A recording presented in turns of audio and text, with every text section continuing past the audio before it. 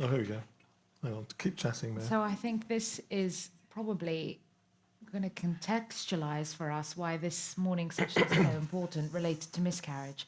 Because at the end of the day, we're talking about diagnostic criteria and quite kind of guideline-driven, protocol-driven things. But at the end of the transvaginal probe is a couple and a person who, I can tell you, that as soon as you see a pregnancy test positive, you think you're having a baby and you're picturing yourself at that child's graduation. So this is really not something you're expecting to receive bad news.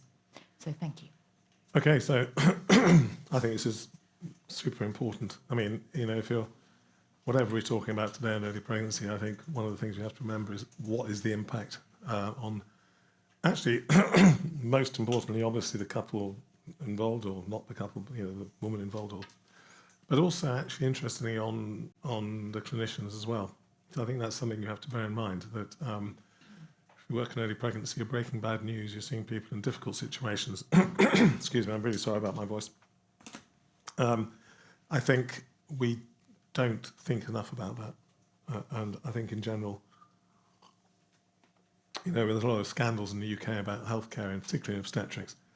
But if people are not looked after themselves, the first thing that happens with people who are a bit burnt out is that you lose empathy and the ability to be compassionate. Perhaps as important, I'd like to welcome Siobhan Quemby, who has arrived, who's trying to make a low-key entrance, which I have to be honest is something I don't associate with Siobhan, low-key entrance.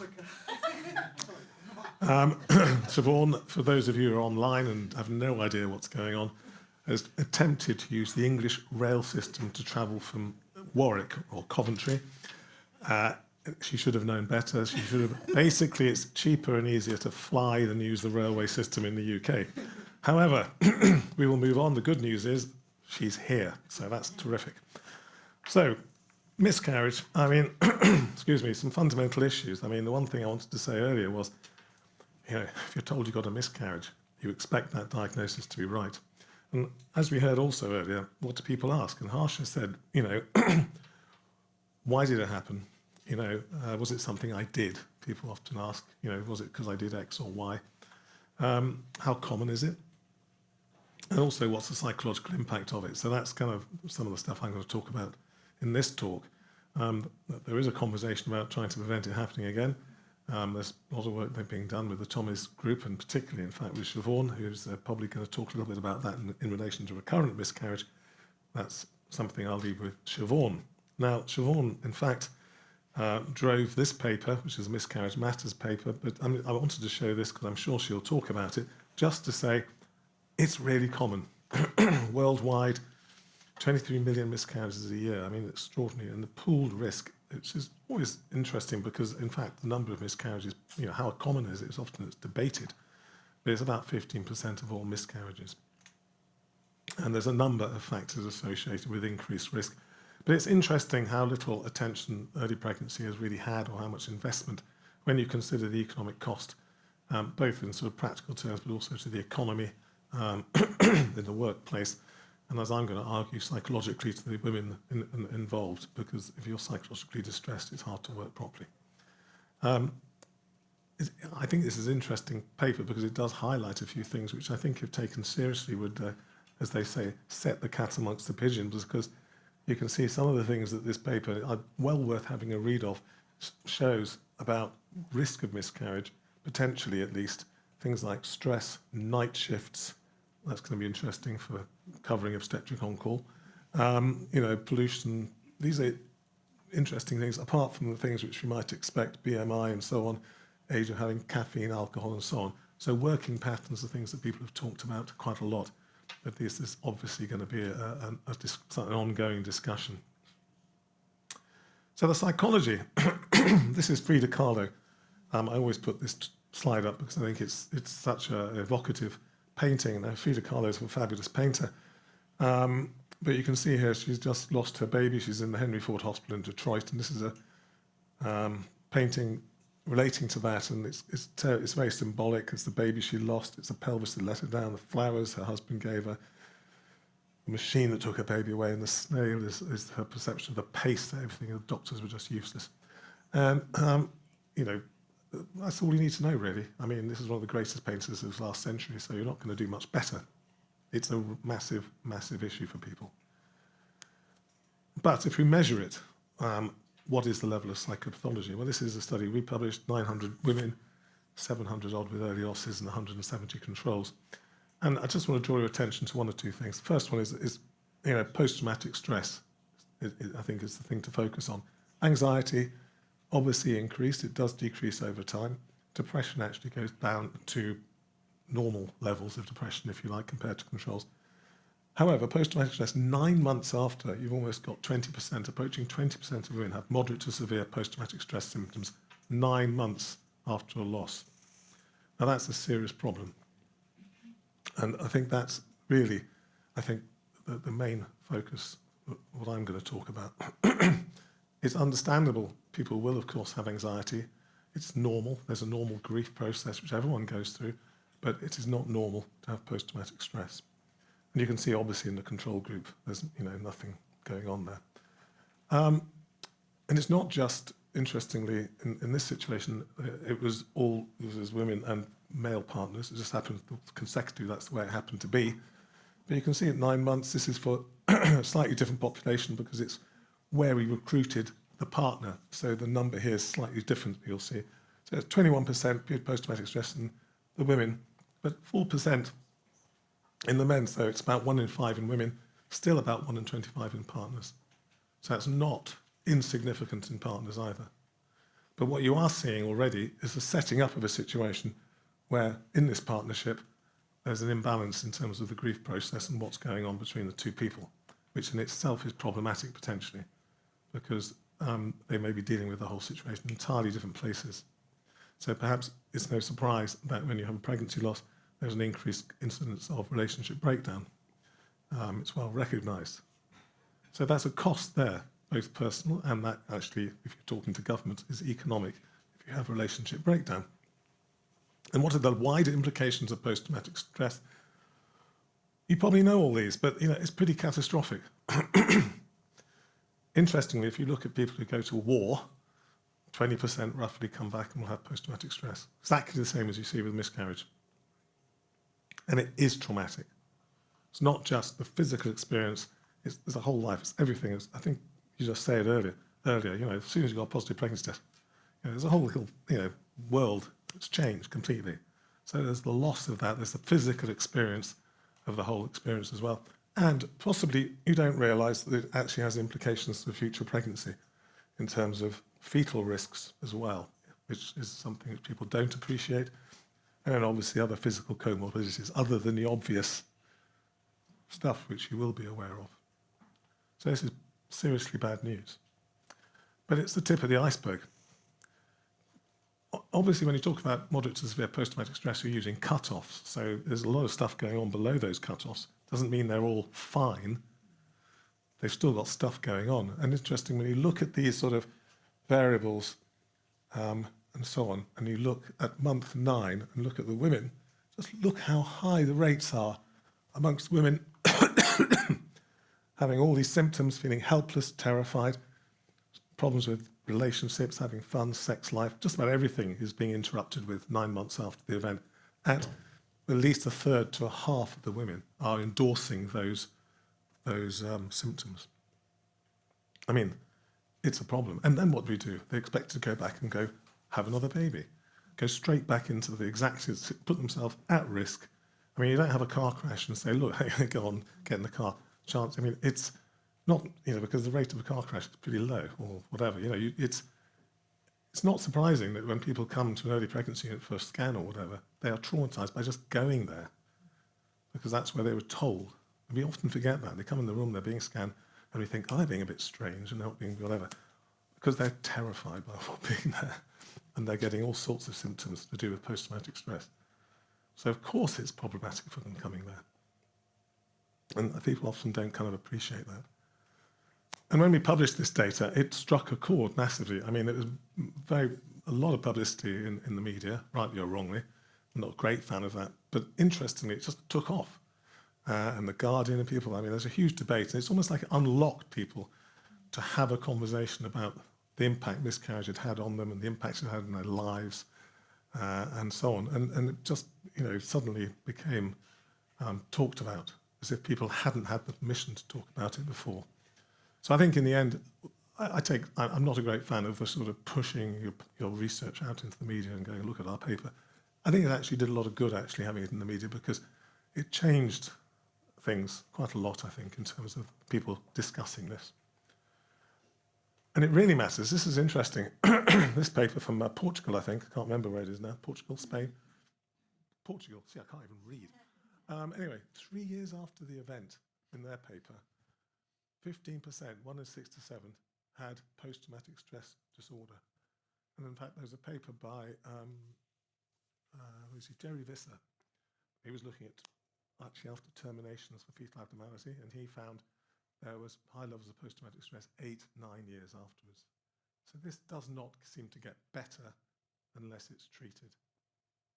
The problem we have with this is that there's nothing wrong with talking to friends. Of course, you have friends support, and you can go online, you can have support groups and all this stuff, and that will help people with an appropriate grief reaction. That's what we all do. It will not treat post-traumatic stress because it needs specific treatment. That's the problem that we have, and we don't pick these people up because at the moment they're missed.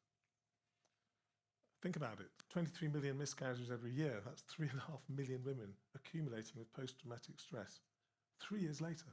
But every year, the same number are accumulating. Can you imagine how many people in the population in the UK, for example, are accumulating who have some level of post-traumatic stress after a miscarriage? I mean, it's quite a number of people. And I was interested. I was talking to someone. I said, look, you sometimes take a history from someone who's like 50, 60 or something years old, ask about the history, and they say, I had a miscarriage, and they start crying in front of you. It's happened to me many times. Because they don't really think, they haven't talked about it, but it's there and has impacted on all of their life because it's not been resolved.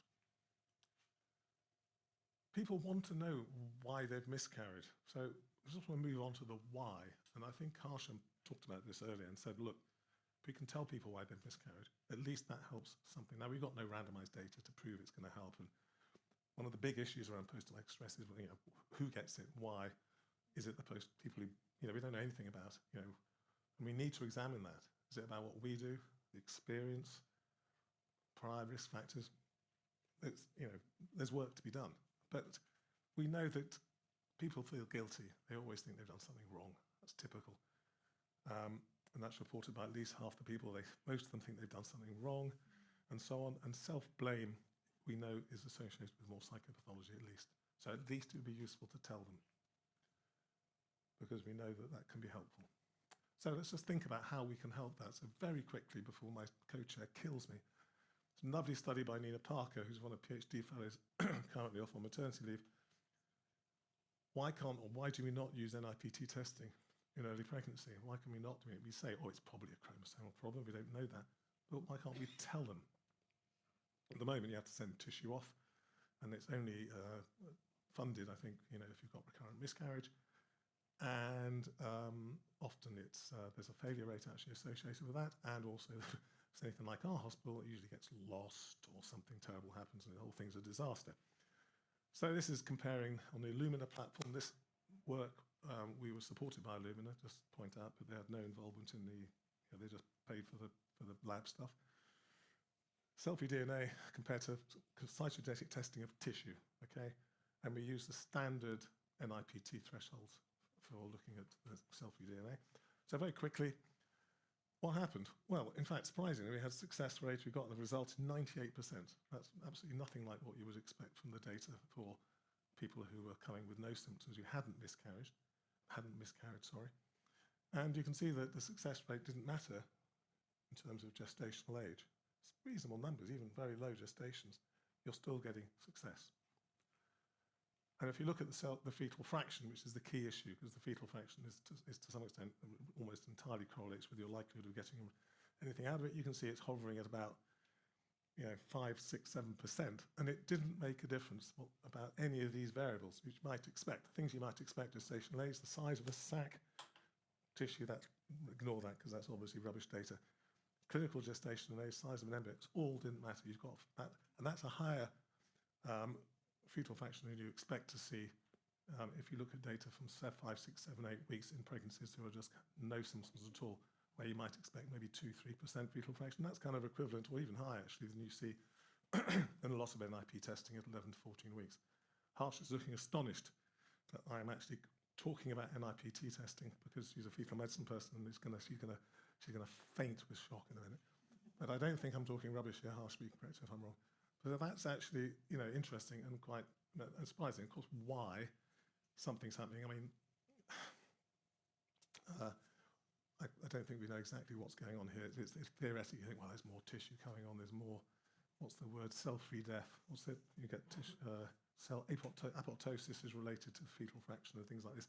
Maybe that's what's going on. But there's certainly diagnostic levels, and test performance is pretty good. Accuracy, sensitivity. This is just all cases. If you omit cases where you wouldn't expect the Illumina platform to actually detect them anyway, so it's a bit stupid to do it. It's 80%, and it's obviously, as you might expect, highly specific with no false positives. Now that's okay, early pregnancy, because you might not get all of the abnormalities, but when you tell someone that there's a chromosomal abnormality, and it's always correct, and you get it right most of the time, that's good enough. Might not be good enough when you're actually doing it at 11, 14. That's a different game. But here, it's good enough. And you can see here the test performance in terms of whatever is sensitivity and specificity is just about the same, whatever the gestation. I won't bore you further. And interestingly, you might expect the scan findings would make a difference. Embryo present, empty sac, just retained pregnancy tissue. The AUC basically tells you that if you use that as a test to determine test performance, it's a waste of time. Ethnicity makes no difference. Bleeding score makes no difference. We did not expect this. But basically, it works. And you say, when did you take it? Well, they took it at the time of diagnosis. So, conclusion to that is, and in fact, interesting in Wales, they want to start using this, is that this is pretty decent numbers, and obviously people want to do this in their own units and see if we can validate this elsewhere and so on. But I think that in Wales they want to move away from using cytogenetic testing to using NIPT at this gestation, because actually the failure rate is lower with NIPT than it is with cytopathology, and a lot easier to do. And I think if we can move to a situation where we can, I know there's a cost issue, let's forget the cost for a minute, but we can actually tell people that they have or have not had a chromosomal abnormality. I think that will help them a lot. Next thing, quickly, have I got time? If you have post-traumatic stress disorder, can you do something to actually reduce it? Now, there's probably a lot we can do about what we do with the patients, their experience. I can't give you data on that. But there are some interventions that, interestingly, that suggest that we can maybe reduce post-traumatic stress. We worked with someone called Emily Holmes, interesting lady, who's got a joint position in Oxford and the Karolinska in Sweden. And they used Tetris. Who can remember Tetris? Who's old enough? You're not old enough. You're definitely not old enough. Siobhan is old enough. So Tetris, computer game where you rotate the blocks and you drop them, and you sit there, nerdy people like Siobhan. That's what it is. So you rotate the blocks and drop them in. So they showed that you can have a guided Tetris for 15 minutes intervention, where you have to focus on rotating it. So it's a mental rotation. It's not just playing around. You actually go through a process. Appeared to reduce post-traumatic stress symptoms in trauma patients after car accidents, and also, interestingly, on ITU clinicians after COVID. So let's see. So COVID, Tetris, randomized trial. What happens? Well, obviously this is rather early, week 5. The number of intrusive memories, because intrusive memories is one of the best markers of asking people about intrusive memories, is about a marker of post-traumatic stress. And you can see that it's gone down by about a half by week 5. And if you look at psychopathology at month 3, you can see, again, between the control and the intervention group, you've reduced post-traumatic stress symptoms by over a half. Now we're going to have to see if that lasts for 9 months. How odd is this?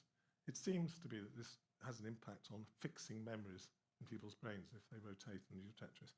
Please don't ask me any questions why, because I have no idea.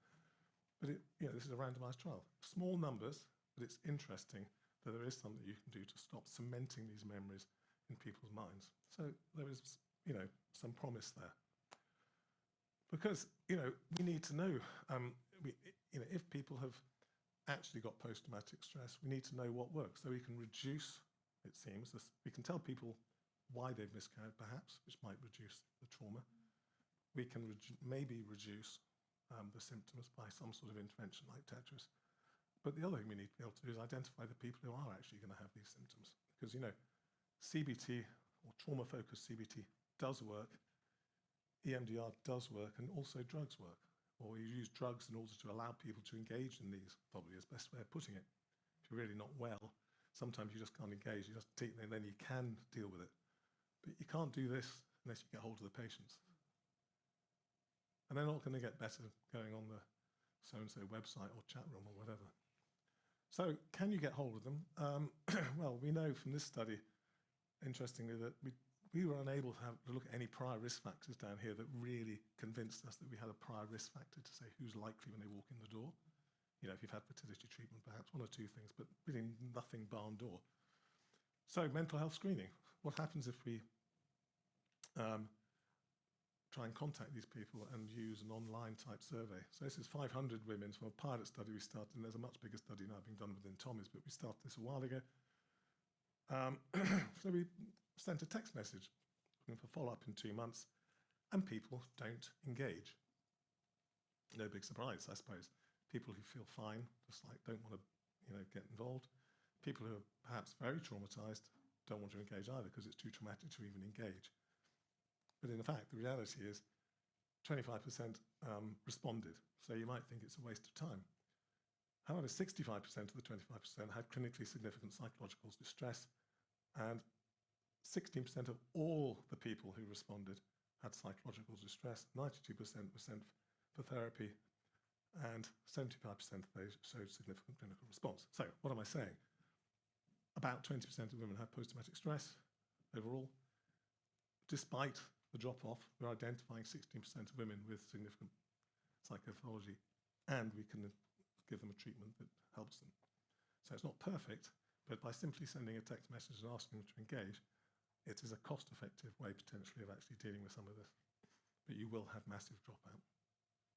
So, there is a possibility of, within our health service and the NHS in the UK at least, of, dealing with that. If I was working, privately or whatever in my office somewhere, I'd probably do a core 10 on all my patients who came to see me with a pregnancy loss, because I'd want to know what's going on because I'm looking after them, and I can do that in the private sector.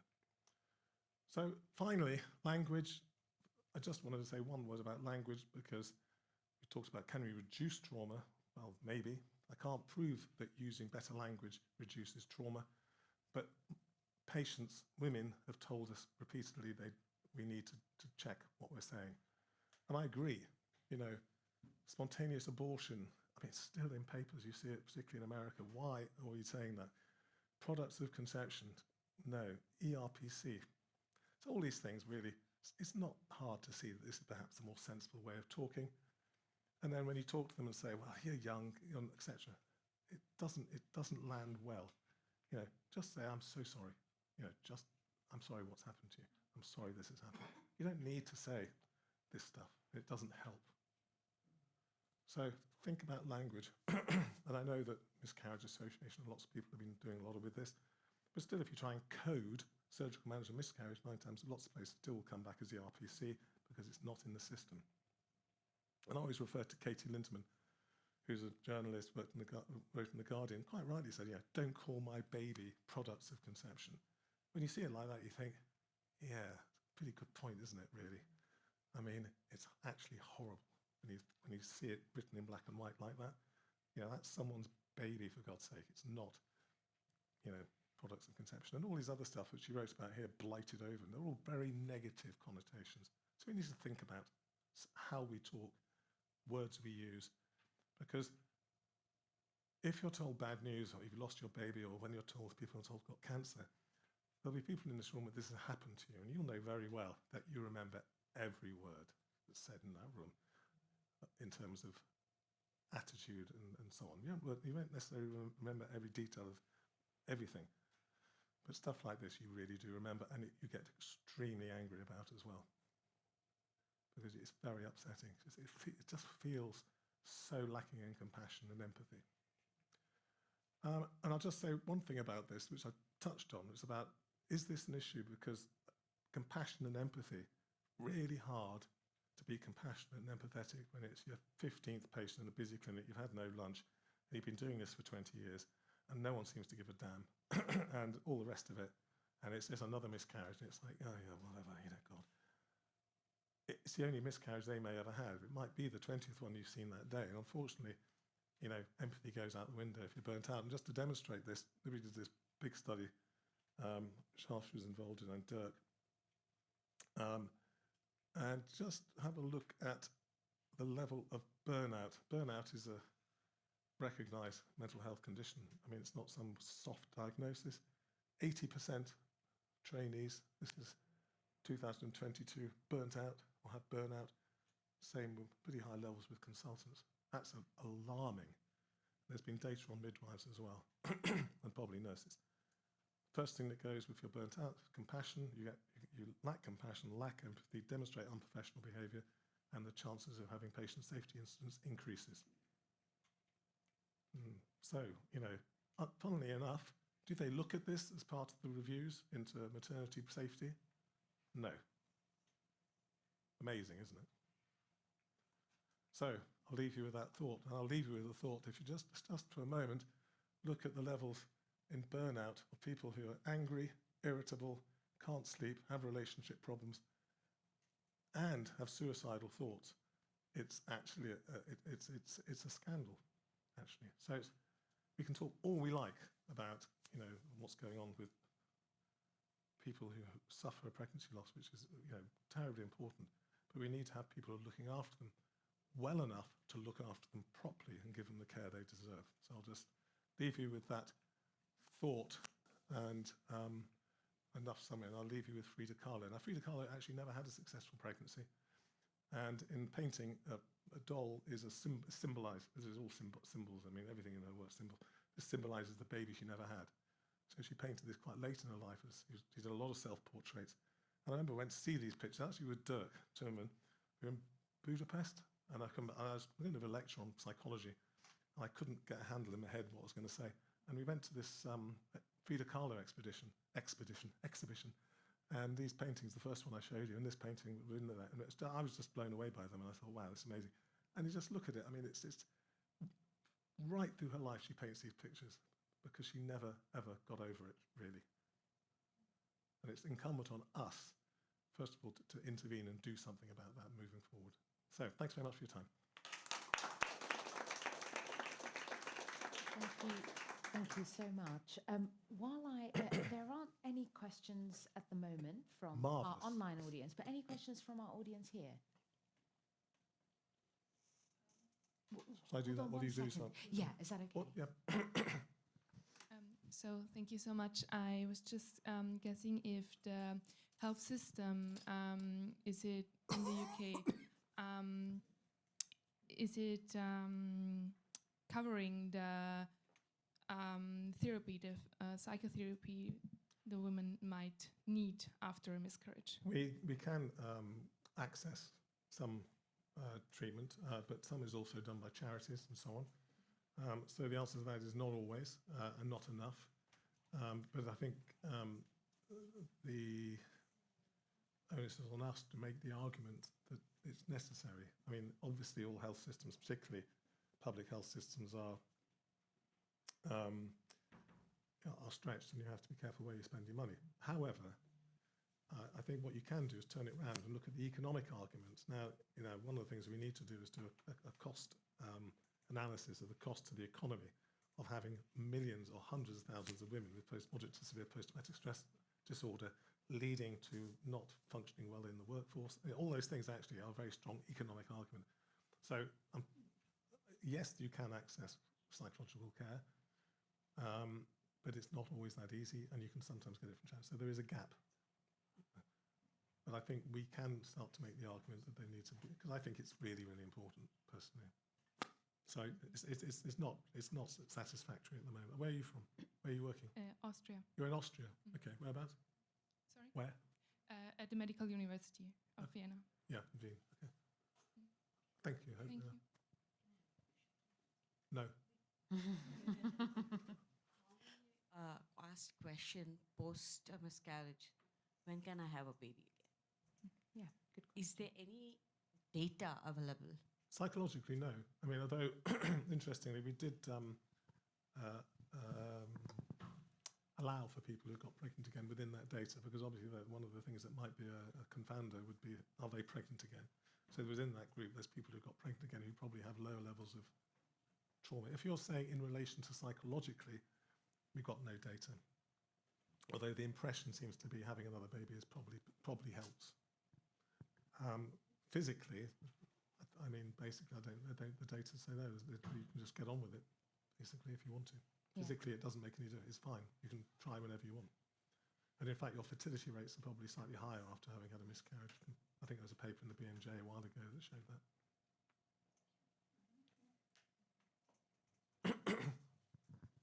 Thank you for presentation, and I have a question.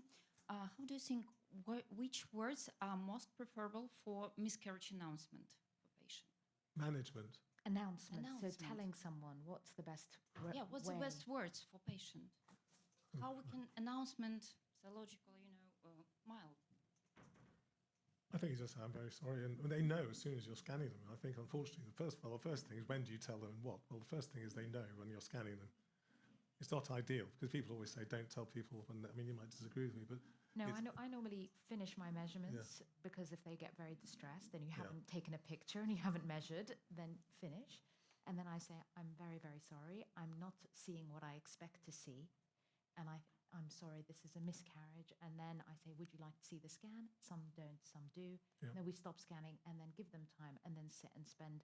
I do spend a lot of time talking to my patients afterwards about miscarriage. But I do say the word miscarriage, or there's no heartbeat, because I don't think you want any ambiguity when you're a bit like any diagnosis, whether it be early on or later on in pregnancy. You've just unfortunately got to say the word. A bit like telling somebody their relative died, you do just have to say it, I think, because you don't want them to misunderstand. I mean, Unless anybody has a we work in the same place, know, so we say very similar things, obviously. Dirk. Prof. Timmerman, yeah. Thank you. We have a rule that the trainee can never say this word without supervisor. Yeah, So this is also important, I think, so that Makes you have a it second can pair of only be eyes. done by a senior person or a person who's more trained to make this diagnosis. No, I agree. I think That's I was cool. making that point before, but for example, I will ask for someone else to do it, but I will say, I'm very sorry, I can't say a heartbeat. I think this is a miscarriage. I will get another set of eyes to have a look, because this is what we always do. Because otherwise, I think it doesn't make, they're just sitting there in limbo and it's awful. So, but that's exactly what I would say. I mean, I don't know if you disagree with that or whether you feel we should do it differently. I don't think, I can't evidence and say that's a better way of doing it than another, because we don't have any data on that. I mean, but it seems, you've got to kind of, and it's also how you do it, and your manner obviously matters. I mean, I think, you can say that, if you don't look interested, if you're like, even how you sit, you've got to think, this is really important. How am I going to engage? And you have established some sort of eye contact. All those things we talk about when we have non-verbal communication. If you're kind of like, oh, look, you've had a miscarriage, I'm sorry. But you can see it. I remember when my father died a while ago, and, I had to come and pick up his death certificate. And there was an office, and I was asked to go and wait in the office. And I remember the trainee doctor wandered in saying, bloody hell, I've got to do a death certificate, some old bloke called Bourne, right? And I was sitting there in the room, and I was sitting there going, yeah, you could have done that better. Now, I wasn't going to go nuts, because I could see the person, I could see how it happened. And I just said, look, actually, he's my father. Maybe you could, change how you talk. Didn't make any big deal about it. But obviously, how do you say it? I was just like, it's like, wow, that's really disrespectful. So how you say things matter, basically, not just what you say, I think. Mike referring to Prof. Quemby, if we can get her one, so... Oh, God. I just thought this is a fascinating discussion. So what I wanted to ask you is, if you're doing a first trimester scan and there's no fetal heart rate, but you can see a clear structural abnormality like no abdominal wall or no one leg missing or something really obvious, do you think we should tell them, and do you think telling them would reduce their stress because it wasn't such a viable, that it was an abnormal baby, so they to reduce the grieving, even though there's a doubt on your accuracy? I think it does matter, and I think Harsh has made that argument, but I don't think we would say, look, we think there might be an issue, and we'd get someone in fetal medicine to review it. I mean, we wouldn't. You're saying in general terms, not before miscarriage, or if there is a miscarriage. If there's a miscarriage, because I was I would- thinking about, because you said that if you've got an abnormal pregnancy, because in the utopia future we'll do NIPT and say you've lost an abnormal one to reduce the guilt. But sometimes when you're scanning, it's clearly like it's just Yeah, if it's a no, cranial it's or something, structurally I would disastrous. say something, but I would caveat that and say, however, there are limitations with scanning. The embryo is measuring 2 centimeters. It's not, we can't be accurate. And if I was convinced, I'd offer cytogenetics. Yeah, And then exactly. say, you can, one of the tests we can have that may or may not help in terms of future planning. It may explain this loss. It may not. It may just be a structural, it just be a conversation. But I would say what I saw if I did, and I would caveat that with the limitations, and then I would offer cytogenetics. But I don't know if, We need to move on. yeah, I'm so sorry. Sorry. No, I think yes, I think that's absolutely right. No, I don't disagree with you. I think cytogenetics is actually the key thing. We were talking about this earlier. In that situation, to offer cytogenetics, and we'll see what happens with NIPT, whether that's going to be a better option, or quicker. Yeah. Yeah. So we're going to have to move on. I know that if there's questions, you've got lunch period. People can ask questions individually. So I'm going to hand back to Maya, who's kind of going to go through some cases.